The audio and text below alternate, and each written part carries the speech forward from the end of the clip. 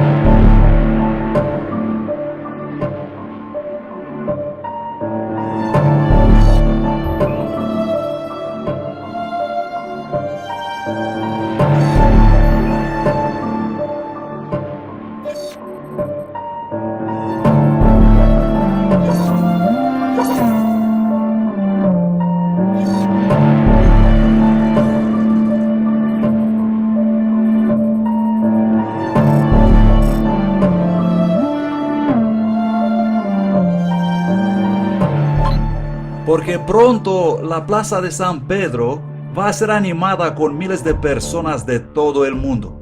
Estoy hablando de católicos y no católicos por igual. Y para algunas de las personas que asistirán a este evento será algo así como un apogeo de un viaje espiritual de por vida en que tomarán parte. Pero para la mayoría, estoy hablando de la mayoría, este evento va a ser nada más que una oportunidad de reunirse con miles de otras personas de toda nación, de todo linaje, de toda lengua y de todo pueblo, y centren su atención exactamente allí. Y todos ellos estarán enfocando su atención allí con la esperanza de que pudieran atrapar siquiera una corta mirada del superestrella pontífice romano.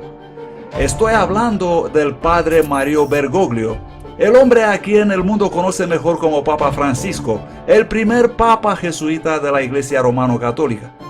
Pero ¿sabías que hubo un tiempo, no hace mucho, que un papa ni siquiera ponía un pie afuera en el suelo de la Plaza de San Pedro y mucho menos salir al balcón de la Basílica Vaticana? Y si esta información te pareció interesante, espera un poco para que conozcas la razón por qué.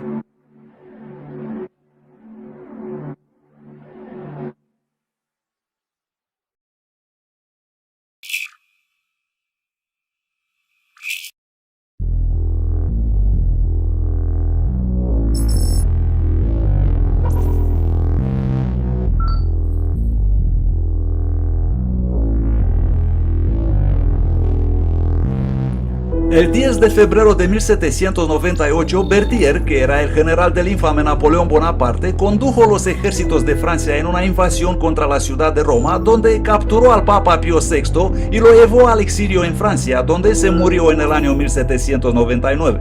En esa ocasión, los poderes franceses declararon que Roma era ahora una república bajo el gobierno francés y, como puedes imaginar, eso fue un duro golpe para el orgullo de los papas, porque antes de eso los estados papales, que componían la mayor parte de los principales estados en Italia, era donde el papado declaraba que el papa no solamente posee autoridad eclesiástica, sino que también posee el poder político. En otras palabras, el papado estaba diciendo que el papa es la principal autoridad sobre la iglesia y el estado. Pero cuando los franceses declararon Roma ser una república, aunque el papado todavía conservaba su poder eclesiástico, una importante herida mortal fue infligida a su capacidad de actuar como jefe en los asuntos civiles.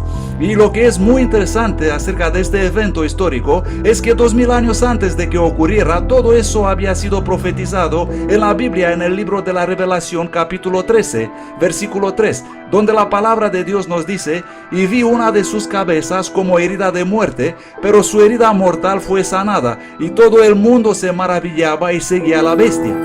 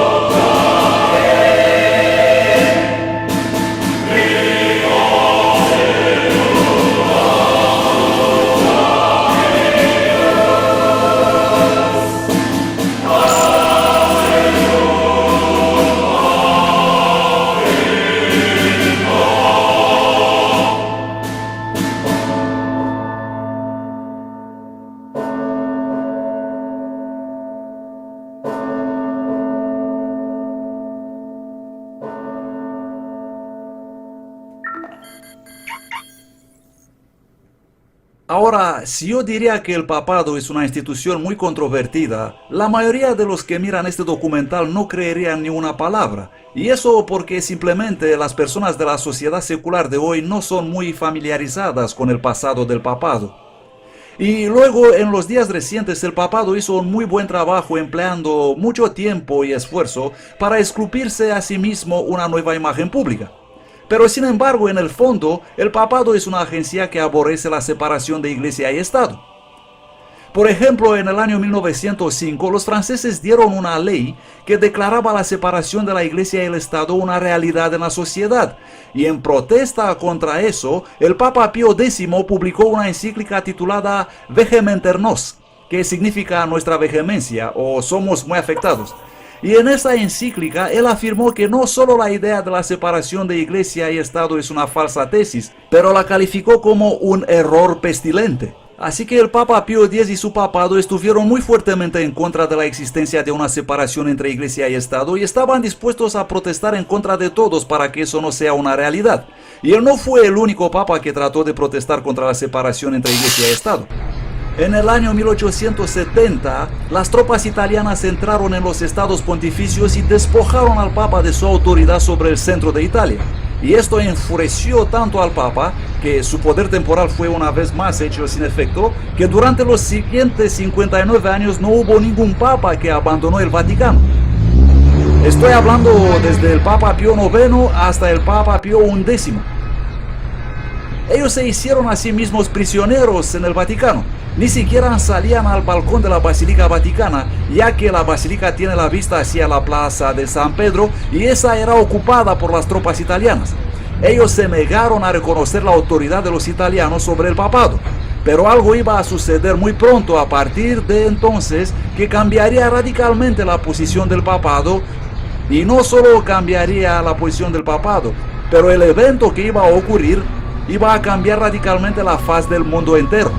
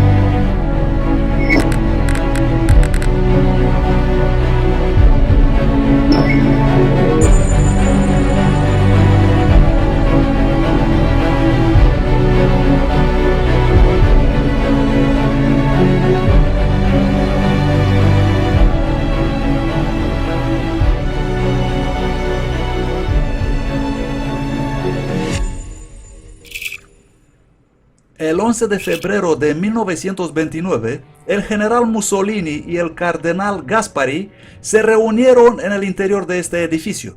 Se llama el Palacio de Letrán. Ellos firmaron un documento muy importante que llegó a ser conocido como el Tratado de Letrán. Lo que el Tratado de Letrán hizo efectivamente para el papado fue restaurar el poder soberano que se estaba anhelando profundamente. Hizo del Vaticano un estado dentro del Estado de Italia sin ninguna interferencia exterior. Y así desde ese momento en adelante el papado ha ido creciendo en su influencia política. 5 meses después de la firma del Tratado de Letrán, el Papa puso su pie de nuevo en el balcón de la Basílica Vaticana. Y aunque se trataba de un simple gesto simbólico, eso fue una muy profunda declaración política que él estaba haciendo. Porque en este gesto, el papado daba de conocer al mundo que el Papa se niega a ser considerado simplemente como el pastor de los reyes de la tierra, sino más bien que debe ser reconocido por las naciones de la tierra como un emperador en su propio derecho. Y hay que preguntarse, ¿por qué todos los presidentes y primeros ministros e incluso los reyes de la tierra vendrán desde el norte, sur, este y oeste en peregrinaje para rendir homenaje homenaje reverencial, no cualquier homenaje, a un rey, a un emperador cuyo dominio ocupa solo unas 44 hectáreas. Eso se debe a que los seguidores de la Iglesia Romano-Católica constituyen más de una séptima parte de la población de nuestro mundo. Estamos hablando de más de 1,2 mil millones de católicos que siguen al Papa. Y eso lo hace al Papa más que un adversario político formidable, un amigo que es bueno tener.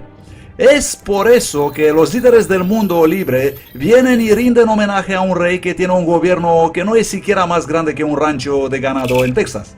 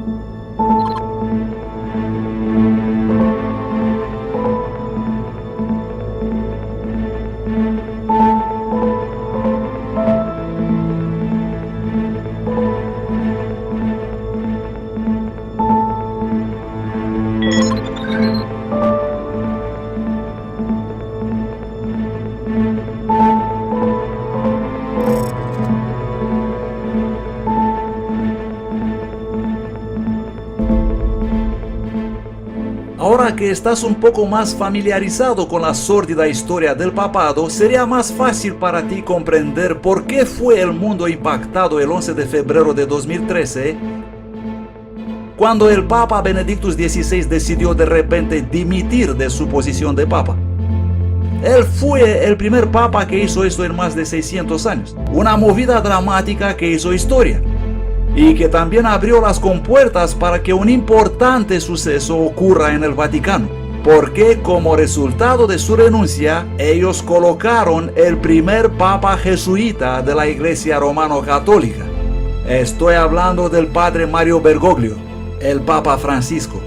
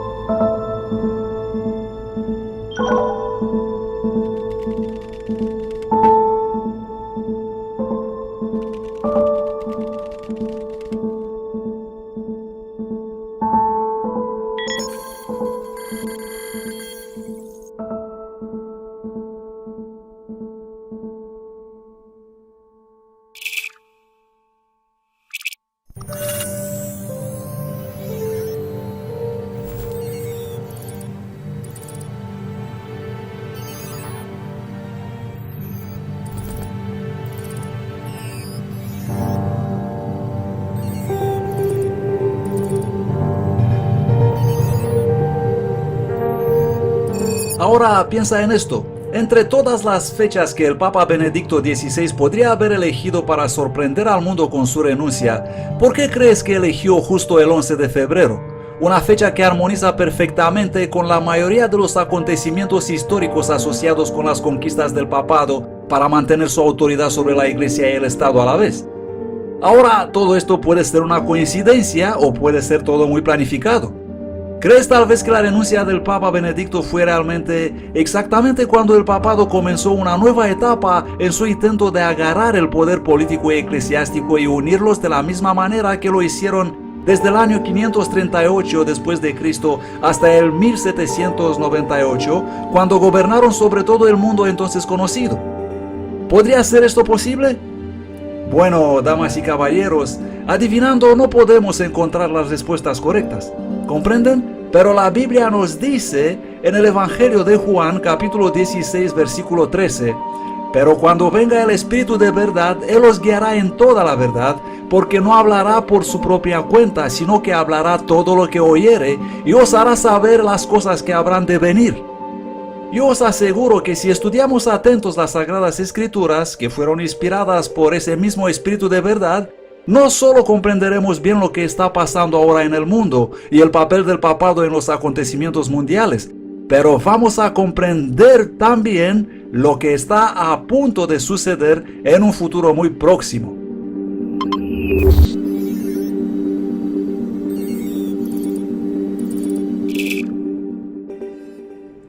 Así que hoy voy a entrar en el Vaticano. Y hoy el Papa Francisco va a salir en la Plaza de San Pedro, así que cualquier cosa puede suceder hoy. Yo podría ser retenido por la policía del Vaticano, podría ser que no volveré más a casa, pero este es mi trabajo. Tengo que estar seguro de que todo el mundo sepa la verdad. Creedme, cuando voy a terminar aquí, voy a asegurarme de que todo el mundo pueda conocer la verdad.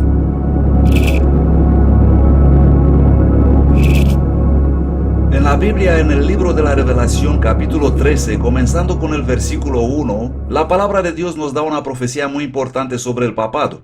Se nos dice allí: me paré sobre la arena del mar y vi una bestia subiendo del mar que tenía 7 cabezas y 10 cuernos, y en sus cuernos 10 diademas, y sobre sus cabezas un nombre de blasfemia. Ahora, cuando buscamos en el libro de la Revelación, tenemos que entender que estamos viendo muchos símbolos.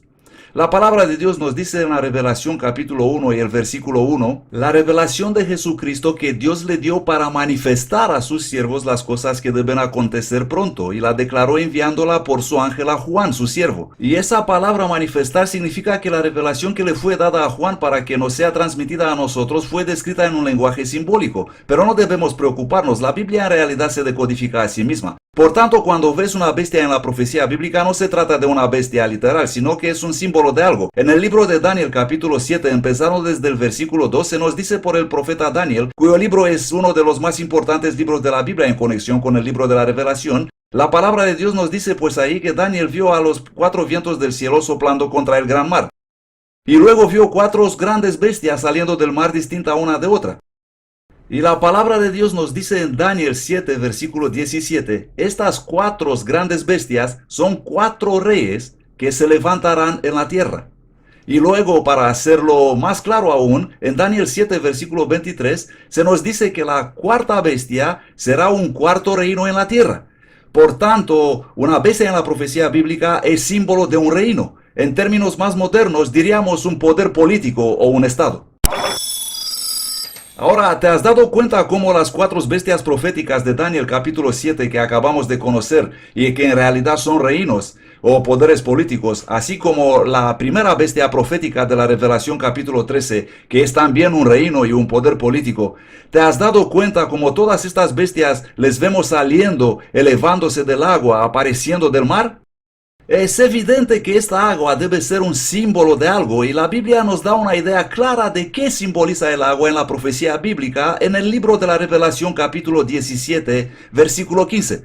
Se nos dice allí: las aguas que has visto, donde la ramera se sienta, son pueblos, muchedumbres, naciones y lenguas. Por lo tanto, las aguas en la Biblia pueden ser el símbolo de una zona muy densamente poblada, ocupada por muchas naciones, tribus, lenguas y pueblos, haciéndonos saber que esta bestia o poder político, este reino en la Revelación capítulo 13, llegó a ser prominente en un lugar muy poblado de este planeta, y llegó a gobernar sobre muchas naciones, tribus, lenguas y pueblos. Y lo que es interesante respecto a esta bestia profética, que es un reino o un poder político en la Revelación capítulo 13, es que la palabra de Dios nos dice que esta bestia tiene sobre sus cabezas un nombre blasfemo. La razón por la cual es tan importante esto es porque un reino o un poder político es una entidad secular, pero la palabra blasfemia tiene connotaciones religiosas muy específicas asociadas a ella. Por lo tanto, lo que estamos viendo en la Revelación 13 es un poder político que une iglesia y Estado. Llamaremos a eso una autoridad político-religiosa. En realidad, la Biblia nos da una definición de lo que es una blasfemia en el Evangelio según Juan capítulo 10, versículo 33. Cuando Jesús fue cuestionado por los fariseos y ellos comenzaron a recoger piedras para apedrearlo, Jesús les preguntó, ¿por cuál buena obra me apedreáis? Pero ellos le dijeron, por buena obra no te apedreamos, sino por la blasfemia, porque tú, siendo hombre, te haces a ti mismo Dios. Por lo tanto, blasfemia es cuando un hombre se hace a sí mismo Dios.